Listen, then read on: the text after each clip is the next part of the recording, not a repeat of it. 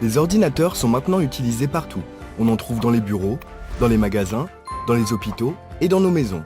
Un ordinateur est une machine électronique qui peut traiter, stocker et récupérer différents types de données et d'informations. Vous pouvez utiliser un ordinateur pour effectuer de nombreuses tâches, comme écrire des documents, jouer à des jeux, envoyer des emails, apprendre de nouvelles compétences, surfer sur Internet et regarder des films. Tous les ordinateurs sont composés de deux parties principales, le matériel et le logiciel. Le logiciel fait référence aux parties immatérielles de l'ordinateur, celles qu'on ne peut pas toucher. Cela inclut les instructions qui contrôlent le fonctionnement du matériel, les applications exécutées et les données stockées sur l'ordinateur. Le matériel comprend toutes les parties physiques qui composent un ordinateur, telles que l'écran et l'unité centrale, qui assurent le traitement des données. Il existe différents types d'ordinateurs, mais ils partagent tous un objectif fondamental, traiter et stocker des informations. Jetons un coup d'œil aux principaux composants matériels d'un ordinateur. Ils incluent l'unité de base, le moniteur, les haut-parleurs, le clavier et la souris. Chaque partie a un objectif qui nous permet d'utiliser et d'interagir avec un ordinateur. L'unité de base contient le cerveau de l'ordinateur, les parties physiques qui traitent les informations et font fonctionner l'ordinateur. Elle contient d'importants composants comme le processeur, aussi appelé unité centrale, la carte mère, le disque dur et les unités de mémoire. Elle contient également des ports où brancher des composants ou appareils supplémentaires, comme un casque ou une imprimante. Le moniteur, parfois appelé écran, est la partie de l'ordinateur qui affiche la sortie que voient les utilisateurs, comme des graphiques et du texte. Dans certains cas, le moniteur est une pièce distincte que vous devez brancher physiquement à l'ordinateur. Dans d'autres cas, le moniteur est intégré à l'ordinateur. Les haut-parleurs permettent d'écouter le son qui provient de l'ordinateur. Dans certains cas, les haut-parleurs sont intégrés à l'ordinateur. Dans d'autres cas, vous devez physiquement brancher les haut-parleurs à l'ordinateur afin d'entendre le son. Le clavier est un dispositif d'entrée utilisé pour interagir avec l'ordinateur. À l'aide d'un clavier, vous pouvez taper des lettres, des chiffres et d'autres caractères qui seront traités par l'ordinateur. Le clavier peut être physique et connecté à l'ordinateur, ou virtuel si vous utilisez un écran tactile pour taper en touchant directement l'écran du moniteur. La souris est un dispositif important utilisé pour interagir avec les éléments affichés à l'écran. Lorsque vous déplacez la souris, un pointeur se déplace également sur l'écran, vous permettant de faire fonctionner l'ordinateur. Vous pouvez brancher une souris sur votre ordinateur ou utiliser le pavé tactile intégré à certains ordinateurs qui fournit la même fonction. Ces composants peuvent se présenter différemment en fonction de l'ordinateur, mais fournissent toujours les mêmes fonctions. Il existe de nombreux types d'ordinateurs, dont les plus courants sont les ordinateurs de bureau, les ordinateurs portables et les téléphones mobiles. D'autres types d'appareils tels que des calculatrices, des consoles de jeux et des TV intelligentes sont également des ordinateurs. Les types d'ordinateurs que nous utilisons au quotidien s'appellent des ordinateurs personnels. Examinons quelques-uns des types les plus courants d'ordinateurs personnels et leurs utilisations. Un ordinateur de bureau est conçu pour rester à un endroit, par exemple sur un bureau. En général, un ordinateur de bureau dispose d'une unité de base, d'un moniteur, de haut-parleurs, d'un clavier et d'une souris séparée.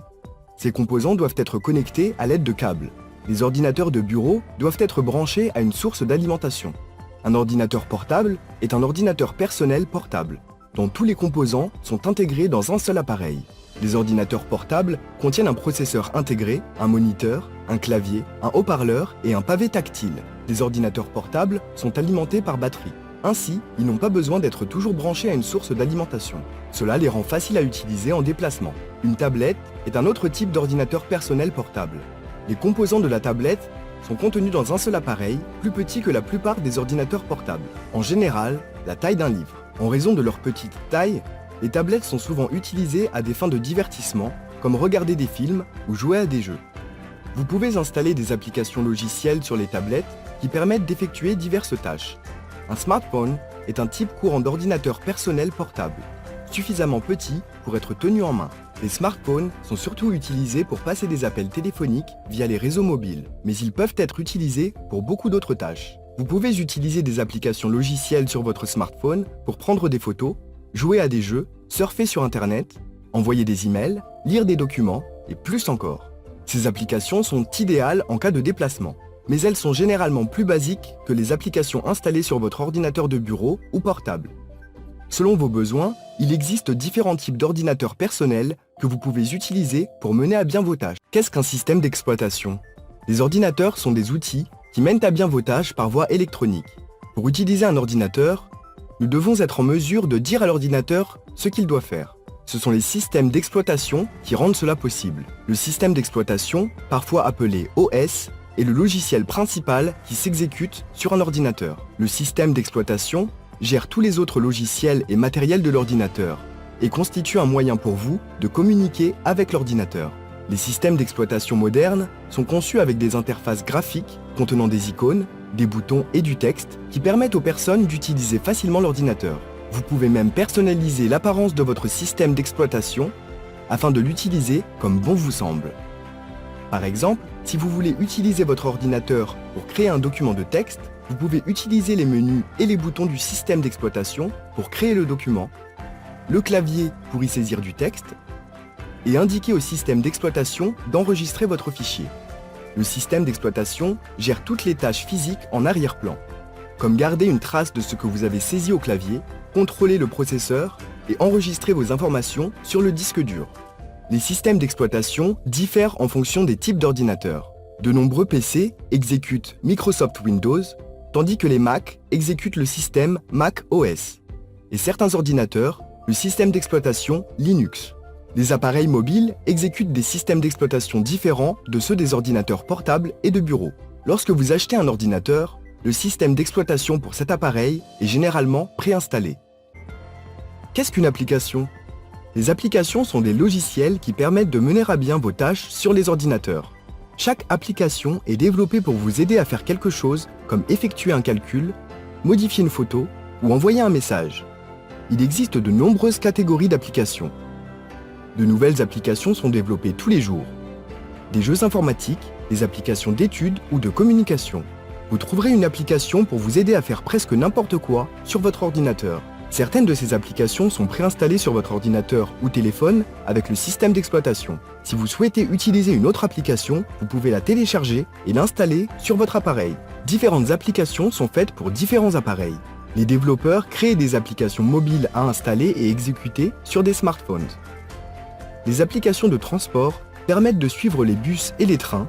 Les applications de gestion du temps envoient des rappels tout au long de la journée. Elles sont idéales pour les téléphones. Les applications de bureau destinées aux ordinateurs de bureau offrent plus de fonctionnalités car elles s'exécutent sur des ordinateurs plus puissants.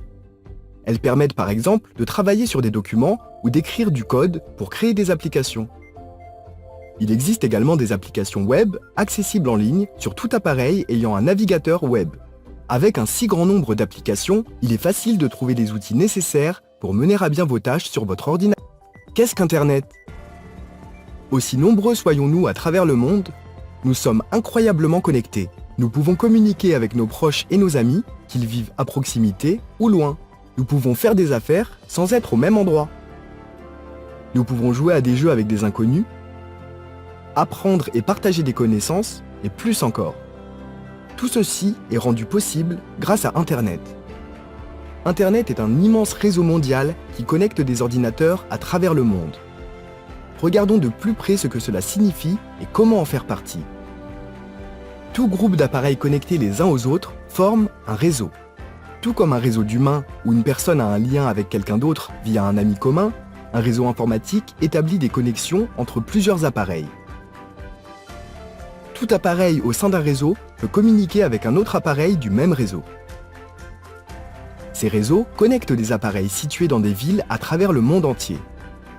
Ces connexions peuvent être physiques, avec des câbles, ou utiliser une technologie sans fil. Tous ces réseaux sont alors connectés entre eux et forment un seul immense réseau que nous appelons Internet. Lorsque vous allez en ligne ou vous connectez à Internet, vous rejoignez ce réseau et avez accès à toutes les informations disponibles en ligne. De l'envoi d'emails à la recherche d'informations, en passant par des discussions vidéo avec un ami, vous pouvez faire plein de choses en ligne. Connectez-vous à Internet. Pour accéder aux informations et communiquer en ligne, vous devez tout d'abord vous connecter à Internet. Pour ce faire, vous avez besoin d'un appareil approprié et d'un accès à un réseau. Les appareils les plus couramment utilisés pour aller en ligne sont les ordinateurs portables, les ordinateurs de bureau, les téléphones mobiles et les tablettes. Cependant, il arrive souvent que des téléviseurs, des consoles de jeux des imprimantes, des systèmes d'alarme et même des réfrigérateurs soient connectés à Internet. Internet est composé d'un ensemble de réseaux connectés les uns aux autres à travers le monde. Pour aller en ligne, vous devez vous connecter physiquement à l'un de ces réseaux. Différents appareils utilisent différentes méthodes de connexion. Si vous utilisez un ordinateur de bureau, vous disposez probablement d'une connexion câblée à un réseau pour accéder à Internet. En général, les ordinateurs portables ont aussi des ports pour les connexions câblées. Pour les connexions câblées, utilisez un câble pour brancher votre appareil dans un port ou un modem qui se connecte à Internet. Il s'agit généralement d'un câble Ethernet. Avec les téléphones mobiles, les ordinateurs portables et les tablettes, vous devrez généralement vous connecter à Internet via le Wi-Fi, qui est une connexion sans fil. Si vous avez un forfait de données avec votre opérateur de téléphonie mobile, vous pouvez aussi vous connecter à Internet sans fil via les réseaux cellulaires du fournisseur. C'est ce qu'on appelle le haut débit mobile. Vous pouvez ainsi accéder à Internet lorsque vous êtes en déplacement sans utiliser de câble.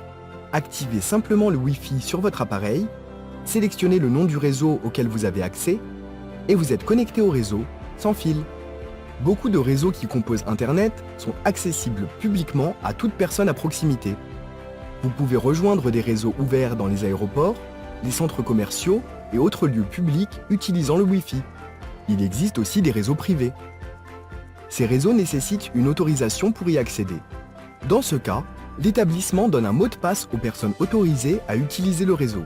Par exemple, un café peut donner à ses clients un mot de passe pour qu'ils puissent se connecter à Internet dans l'établissement sur leurs propres appareils. Si vous n'avez pas accès à des réseaux publics ou privés existants, vous pouvez mettre en place votre propre réseau en contractant un service auprès d'un fournisseur d'accès Internet ou un FAI. Ces réseaux sont mis en place à l'aide de modems qui créent une connexion à Internet et aux routeurs qui permettent à plusieurs ordinateurs de se connecter au réseau. Le FAI vous fournit généralement ces appareils. Peu importe comment vous vous connectez, allez en ligne rapidement et facilement grâce au bon appareil et à un accès à un réseau. Vous pouvez connecter un ordinateur à Internet à l'aide du Wi-Fi. Le Wi-Fi permet de se connecter sans fil à un réseau et à Internet sans câble Ethernet, par exemple à la maison, à l'hôtel ou dans un café. Découvrons comment se connecter à un réseau via le Wi-Fi sur un ordinateur Windows 10. La première étape consiste à vérifier votre statut Wi-Fi. Pour ce faire, regardez simplement le coin inférieur droit de votre écran dans la barre des tâches. Vous y trouverez plusieurs éléments, dont la date et l'heure, le centre de notification, les paramètres de volume et votre statut Wi-Fi. Ici, nous voyons une croix rouge devant un symbole Wi-Fi grisé, ce qui signifie que nous ne sommes pas connectés à Internet via le Wi-Fi. Changeons cela. Pour se connecter à un réseau Wi-Fi, commençons par accéder au menu Wi-Fi de Windows 10. Vous pouvez y accéder de deux façons. Effectuez un clic droit sur l'icône de statut Wi-Fi dans la barre des tâches et sélectionnez « Ouvrir les paramètres réseau et Internet », puis « Wi-Fi » ou « Entrée Wi-Fi » dans la barre de recherche Cortana en bas à gauche de l'écran. Cliquez ensuite sur « Modifier les paramètres Wi-Fi ». Une fois dans le menu Wi-Fi, nous devons activer le Wi-Fi sur votre ordinateur. Pour ce faire, il suffit de cliquer sur le bouton de bascule en haut du menu Wi-Fi. Une fois le Wi-Fi activé, votre ordinateur recherche les réseaux Wi-Fi disponibles à proximité. Pour les voir et en sélectionner un, cliquez sur le lien « Afficher les réseaux disponibles ». La liste des réseaux disponibles à proximité s'ouvre. Cette liste comporte tous les réseaux Wi-Fi à proximité et la force du signal. En général, plus le signal est fort, plus la connexion à Internet est efficace et rapide. Ceci est représenté par des barres blanches dans l'icône Wi-Fi pour chaque réseau. Plus le logo est blanc, plus le signal est fort. Pour vous connecter à un réseau, faites un clic droit sur « Se connecter ». Votre ordinateur tente de se connecter au réseau sélectionné. S'il s'agit d'un réseau sécurisé, vous devez fournir une clé de sécurité réseau, parfois appelée code d'accès Wi-Fi. S'il s'agit de votre réseau Wi-Fi, vous devriez avoir cette clé de sécurité réseau. Entrez-la dans le champ et sélectionnez « Suivant ». Le code d'accès apparaît dans le champ sous forme d'une série d'astérisques. Si vous avez besoin d'afficher le code d'accès en le tapant, cliquez longuement, c'est-à-dire cliquez et maintenez le bouton enfoncé sur l'icône d'œil à droite. Il s'affiche seulement tant que vous maintenez le bouton de souris enfoncé.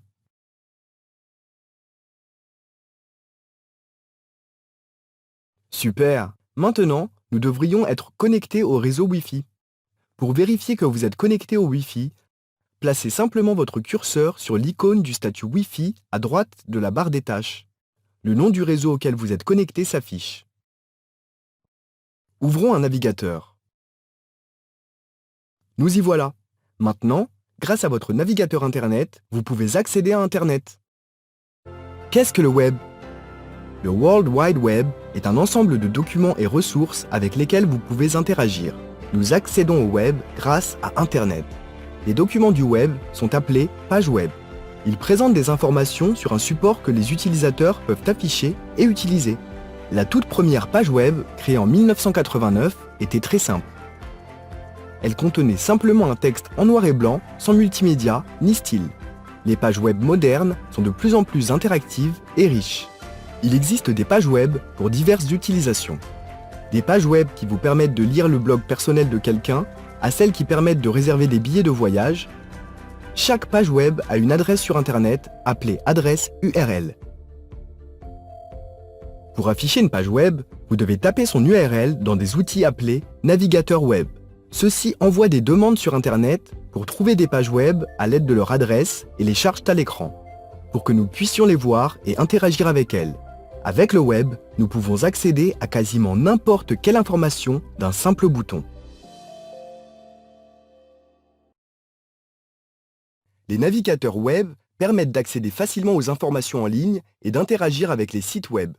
Voyons comment accéder à un site web et interagir avec lui dans le navigateur Microsoft Edge. N'oubliez pas que si vous utilisez un autre type de navigateur, vous pouvez accomplir les mêmes types de tâches. Le comportement peut être légèrement différent dans votre navigateur. Pour accéder à un site web, entrez l'URL du site dans la barre d'adresse en haut du navigateur et appuyez sur « Entrée ». Au fait, URL signifie localisateur uniforme de ressources. C'est un terme technique qui désigne l'adresse d'un site ou d'une page web. Le navigateur charge la page web qui s'affiche dans la fenêtre. La barre de défilement permet d'accéder au bas de la page et d'interagir avec tous ces éléments. Les pages web peuvent contenir des liens hypertextes qui pointent vers d'autres sites. Ces liens contiennent les URL d'autres pages. Si vous placez le curseur sur un lien hypertexte, le navigateur montre l'URL qu'il contient. Si vous cliquez sur un lien hypertexte, le navigateur ouvre la page web dans la fenêtre. Pour revenir à la page précédente, utilisez le bouton « Précédent » dans le coin supérieur gauche du navigateur. Pour revenir à nouveau à la dernière page affichée, utilisez le bouton « Suivant ». Pour éviter d'utiliser ces boutons de navigation, vous pouvez ouvrir les liens dans d'autres onglets. Les onglets permettent d'ouvrir plusieurs pages web dans une même fenêtre de navigateur. Pour ouvrir un lien hypertexte dans un nouvel onglet, faites un clic droit et sélectionnez « Ouvrir dans un nouvel onglet ». Lorsque plusieurs onglets sont ouverts dans une fenêtre, le titre de chaque page web est affiché ici, en haut de la fenêtre. Vous pouvez ouvrir un nouvel onglet vide avec le bouton « Nouvel onglet » ici. Vous pouvez aussi ouvrir les pages web dans différentes fenêtres. Pour ouvrir un lien hypertexte dans une nouvelle fenêtre, faites un clic droit sur le lien et sélectionnez « Ouvrir dans une nouvelle fenêtre ». Pour ouvrir une fenêtre de navigateur vide, ouvrez le menu « Paramètres et plus » en haut à droite de la fenêtre du navigateur, puis sélectionnez « Nouvelle fenêtre » ici. Vous gardez toujours une trace des pages web visitées grâce à l'historique du navigateur. Dans le navigateur Microsoft Edge, cliquez sur l'icône « Favoris » pour accéder à l'historique. La liste des pages web visitées s'affiche, triée par date. Vous pouvez effacer les pages web de votre historique quand vous le souhaitez en cliquant sur « Effacer l'historique ». Ces fonctionnalités des navigateurs web facilitent la navigation sur le web. L'achat de produits ou de services en ligne peut être compliqué et effrayant si c'est votre première fois. Il y a beaucoup de raisons d'acheter en ligne. Vous êtes peut-être physiquement loin d'un vendeur agréé du produit que vous voulez, ou vous voulez accéder instantanément à différents magasins et produits en même temps. Quelle que soit la raison, les achats en ligne permettent d'acheter rapidement et facilement avec votre ordinateur. Avant d'aller sur un site web pour effectuer un achat, il est important d'identifier le produit voulu et où vous pourriez l'acheter. Il existe un grand nombre de plateformes marchandes et vendeurs. Effectuez des recherches en ligne pour trouver le contenu qui peut vous aider à décider où acheter le produit recherché. Vous pouvez rechercher sur le web les avis d'autres acheteurs du produit ou service que vous recherchez. Ces avis peuvent vous aider à décider si un produit ou service est fiable et correspond à vos besoins. Lorsque vous avez déterminé le produit à acheter et identifié un vendeur fiable, vous pouvez commencer le processus d'achat. Les sites de commerce électronique organisent les produits en catégories ou proposent une barre de recherche des produits. Parcourez les catégories de produits pour trouver votre produit ou service et découvrir d'autres offres. Une fois que vous avez trouvé le produit ou service que vous voulez, ajoutez-le à votre panier virtuel sur le site web d'e-commerce. Tout comme un panier physique dans un magasin, le panier d'achat en ligne garde une trace des produits que vous envisagez d'acheter à partir d'un site donné. Il est recommandé de comparer les prix et les conditions de plusieurs sites web ou vendeurs avant de faire votre achat. Une fois les produits ajoutés à votre panier, vous êtes prêt à payer. Selon la plateforme d'achat, vous pouvez être tenu de créer un compte avant d'utiliser ces fonctionnalités. Faites toujours preuve de prudence lorsque vous partagez vos informations pour créer un compte. Ne partagez jamais d'informations autres que celles nécessaires à l'expédition et à la facturation de l'achat, et assurez-vous toujours d'être sur un site de confiance. Avant d'effectuer un paiement, prenez connaissance des politiques de garantie, de remboursement, de facturation et d'expédition de la plateforme de commerce électronique. Ces politiques vous aideront à comprendre ce que vous pouvez faire si vous recevez le mauvais produit, n'êtes pas satisfait du produit ou souhaitez le renvoyer. Si vous achetez un produit numérique, assurez-vous de comprendre comment vous recevez une copie téléchargeable après l'achat. Pour compléter le processus de paiement, vous devez généralement fournir vos coordonnées, des informations de paiement telles qu'un numéro de carte de crédit et l'adresse d'expédition si vous avez commandé un produit physique à livrer. Avant d'effectuer un paiement en ligne, vérifiez que le site est sécurisé et digne de confiance. Une règle de base est de s'assurer que l'URL affichée dans la barre d'adresse commence par HTTPS. Cela indique que le site web est sécurisé. En outre, il est déconseillé d'effectuer une transaction en ligne sur un réseau Wi-Fi public. Une fois votre achat terminé, vous devriez recevoir les documents de la transaction comme une confirmation ou un reçu. Vous pouvez souvent suivre votre commande en temps réel jusqu'à votre adresse. Avec des pratiques en ligne sécurisées, le commerce en ligne peut être un moyen pratique d'acheter et de vendre des produits et services sur votre ordinateur.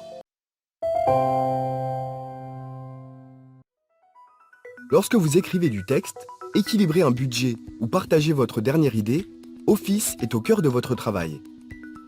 Que vous soyez expert ou novice, la connaissance des bases permet de donner une nouvelle dimension à votre travail. Dans la dernière version d'Office, rechercher permet de demander de l'aide avec vos propres mots. Tapez ce que vous voulez. Utilisez SmartArt pour partager vos idées visuellement, les modèles pour donner à vos documents un aspect professionnel, et les graphiques, les styles et les thèmes pour aider vos pages à se démarquer. Lorsque vous êtes prêt, vous pouvez collaborer sur un document à plusieurs, partager des commentaires et suivre les modifications lorsque vous travaillez ensemble pour transformer ce budget tristouné en un rapport exceptionnel. Lorsque vous avez terminé, stockez et partagez vos fichiers avec OneDrive pour pouvoir y accéder de n'importe où. Explorez les cours vidéo sur office.com/training et boostez votre confiance dans Office en revenant à l'essentiel. Tout contenu commence par une idée, et nous allons vous montrer comment Word donne vie à vos idées avec des outils de collaboration, d'édition et de conception. Commencez à rédiger votre texte, puis mettez-le en forme avec des thèmes. Si vous souhaitez collaborer, partagez votre document sur OneDrive en un clic. Puis, discutez, commentez et coéditez les documents avec d'autres personnes en même temps.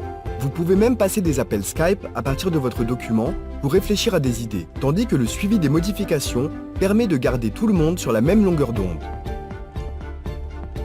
Améliorez votre texte grâce aux outils de vérification linguistique et aux suggestions de style de l'éditeur.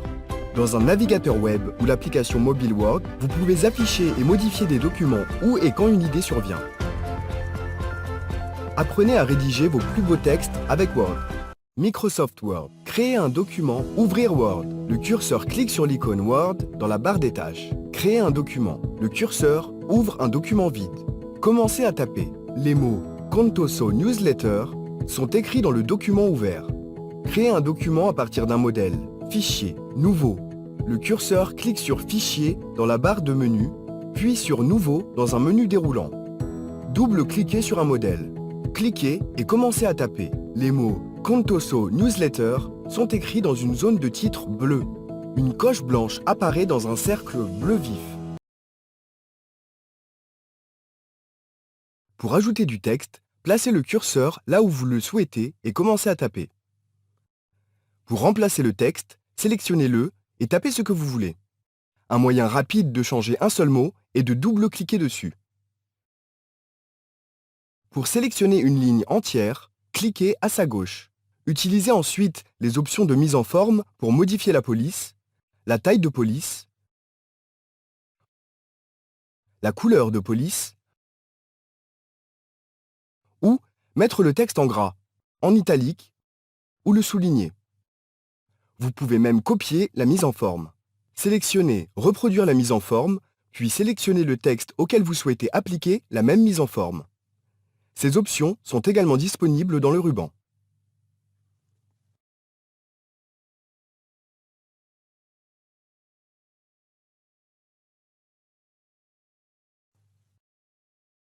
Lorsque vous travaillez dans un document, Word vérifie l'orthographe, la grammaire et la clarté. Word corrige automatiquement beaucoup d'erreurs pour vous. Et si ce n'est pas corrigé automatiquement, vous verrez un trait ondulé en dessous des mots mal orthographiés, un double soulignement pour la grammaire et une ligne pointillée pour les problèmes de clarté.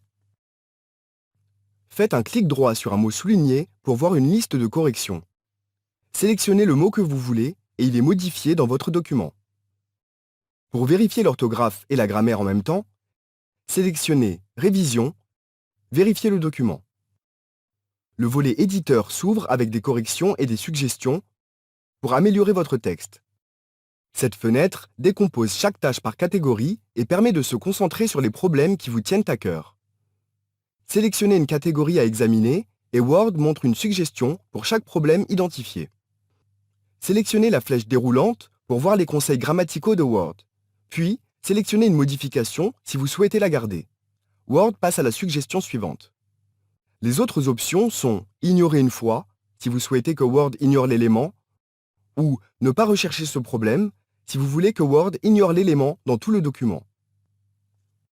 Microsoft Word. Enregistrez un document sur un écran d'ordinateur.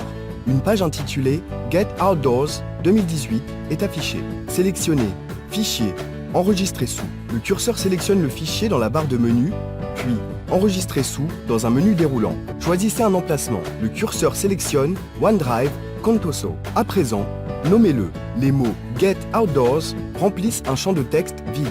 Puis, sélectionnez « Enregistrer ». Le curseur sélectionne « Enregistrer ». Une coche blanche apparaît dans un cercle bleu vif. Voilà! Le web contient des millions de pages web qui contiennent plein d'informations accessibles. Mais il faut toujours garder à l'esprit que n'importe qui peut créer du contenu sur le web. Vous ne devez pas faire confiance à tout ce que vous trouvez. Il y a plusieurs moyens d'évaluer si une page web est fiable et si les informations que vous y trouvez sont vraies ou fausses. Tout d'abord, regardez qui a publié les informations et pourquoi.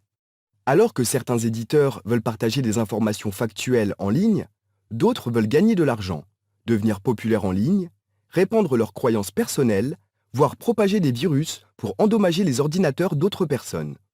Ne vous fiez pas aux informations de sources biaisées. Par exemple, si vous trouvez un article qui dit que tout le monde devrait acheter des chapeaux parce que la météo est mauvaise, puis que vous voyez que l'auteur de l'article est une entreprise qui vend des chapeaux, il est probable que l'éditeur de l'article partage des informations biaisées. Les partis pris ne sont pas toujours mauvais. Les blogueurs personnels, qui publient des articles pour partager leurs propres pensées et idées, peuvent fournir des informations intéressantes. Toutefois, vous devez être conscient du parti pris d'un auteur et savoir distinguer une opinion d'un fait. Ensuite, vérifiez le domaine. Le type de domaine d'hébergement d'un site web peut vous en dire plus sur le type de contenu que vous consultez. Les sites web se terminant en .gov sont généralement des sites web gouvernementaux officiels. Les sites web se terminant en .edu sont généralement publiés par des établissements d'enseignement et les sites web se terminant en .org sont des organisations. Il est plus facile d'obtenir un nom de domaine .com utilisé par les sites commerciaux. En fonction du type de domaine, vous pouvez juger de l'exactitude ou du parti pris du contenu. Ensuite, vérifiez la date. Un article qui parle de la ville la plus peuplée au monde peut ne pas être fiable s'il a été publié en 1999. Beaucoup de choses ont changé depuis.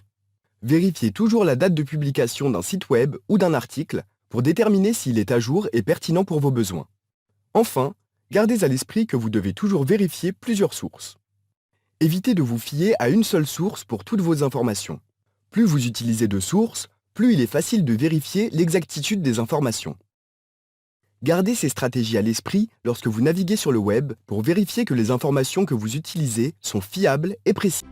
Internet nous offre de nombreuses possibilités. Nous pouvons parler aux autres, faire des achats en ligne et gérer notre entreprise depuis un même endroit. Mais ces interactions en ligne ne sont pas toujours sûres. Parlons d'une arnaque populaire que vous devez connaître. Une façon simple d'attraper un poisson est de mettre un appât sur l'hameçon pour que le poisson vienne le manger. Une fois qu'il mord, il se fait attraper. Sur Internet, les escroqueries par hameçonnage fonctionnent de la même façon. Les gens qui veulent voler vos informations sont comme des pêcheurs. Ils vous envoient un email ou un message instantané via un réseau social ou un jeu en ligne.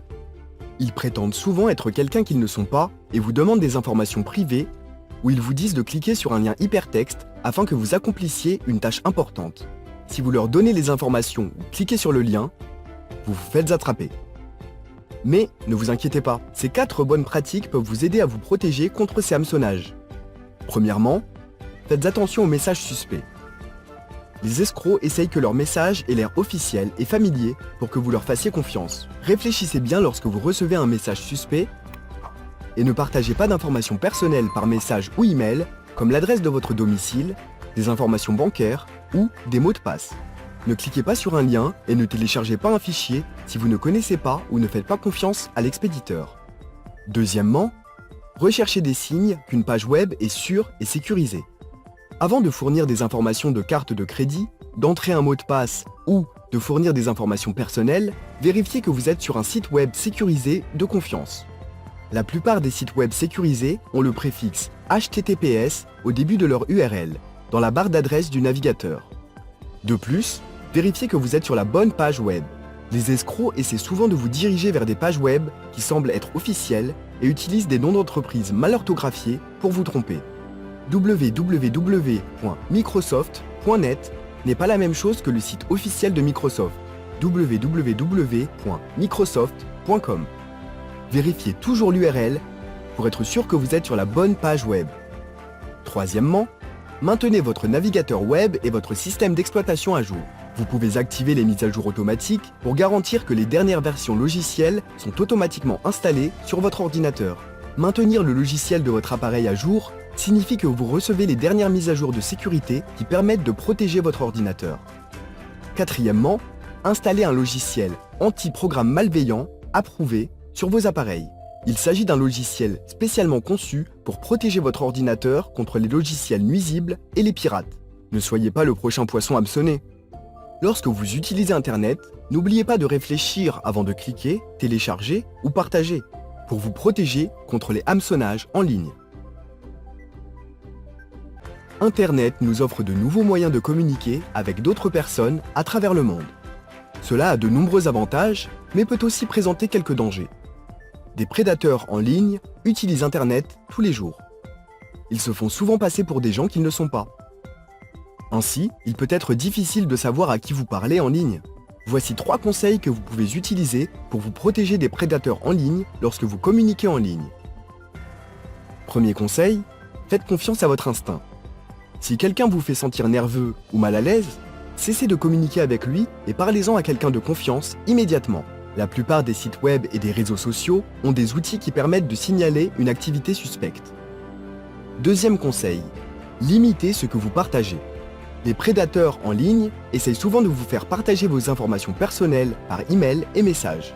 Évitez de partager vos informations personnelles avec un inconnu en ligne. Troisième conseil, gardez vos distances. Réfléchissez à 2 fois avant de rencontrer en personne quelqu'un avec qui vous avez seulement parlé en ligne. Les prédateurs en ligne utilisent souvent les réseaux sociaux pour prétendre être quelqu'un d'autre en créant de faux profils avec les photos d'autres personnes. Même si quelqu'un semble amical, il peut être difficile d'être sûr que vous savez à qui vous parlez en ligne. Parlez-en toujours à un parent ou à quelqu'un de confiance quand un inconnu en ligne demande à vous rencontrer. afin de ne pas vous retrouver dans une situation dangereuse. De nombreux prédateurs en ligne font preuve de malice pour vous attirer dans des situations dangereuses. Mais vous pouvez être plus intelligent. Gardez ces risques et conseils à l'esprit pour rester en sécurité lorsque vous parlez à des gens en ligne. Les mots de passe permettent de protéger vos informations personnelles et vos comptes. Un mot de passe est aussi important que le verrou d'une porte. Vous avez besoin d'un verrou solide, difficile à casser et qui empêche les personnes dangereuses d'entrer. Vous ne voulez pas non plus que quelqu'un en trouve les clés. Un mot de passe fort est comme un verrou solide pour votre compte. Il doit être difficile à deviner, sûr et sécurisé afin que personne ne puisse le trouver. Suivez ces conseils pour créer des mots de passe forts et les garder en sécurité. Premier conseil. Utilisez une combinaison de lettres, de chiffres et de symboles dans votre mot de passe. Combinez des majuscules, des minuscules et des caractères et ajoutez des nombres pour renforcer votre mot de passe. Deuxième conseil, évitez d'utiliser des mots courants dans votre mot de passe, c'est-à-dire des mots et expressions courantes comme mot de passe ou site web, ainsi que des mots-clés personnels comme votre anniversaire, votre nom ou votre ville natale. Les pirates peuvent les deviner facilement. Une combinaison unique de caractères et de chiffres crée un mot de passe plus fort. Troisième conseil, utilisez des mots de passe différents pour différents comptes. Si quelqu'un devine votre mot de passe d'email, votre sécurité et votre vie privée peuvent être menacées si vous utilisez le même mot de passe pour votre compte bancaire. Utilisez plutôt des mots de passe différents pour chaque compte en ligne. Quatrième conseil, ne partagez pas votre mot de passe. Si vous le partagez, même avec des amis et des proches, il est plus probable que quelqu'un d'autre l'utilise ou ne le garde pas en sécurité. Gardez vos mots de passe pour vous. Lorsque vous vous connectez à des comptes, assurez-vous de vous déconnecter lorsque vous avez terminé et n'enregistrez pas vos informations de connexion sur un ordinateur public. De plus, évitez de gérer des affaires personnelles sur des ordinateurs publics et des réseaux publics. Cela permet aux pirates d'accéder plus facilement à vos informations. N'oubliez pas d'utiliser des mots de passe forts et de les garder en sécurité pour protéger votre sécurité et votre vie privée en ligne. Gardez ces conseils à l'esprit lorsque vous créez un mot de passe.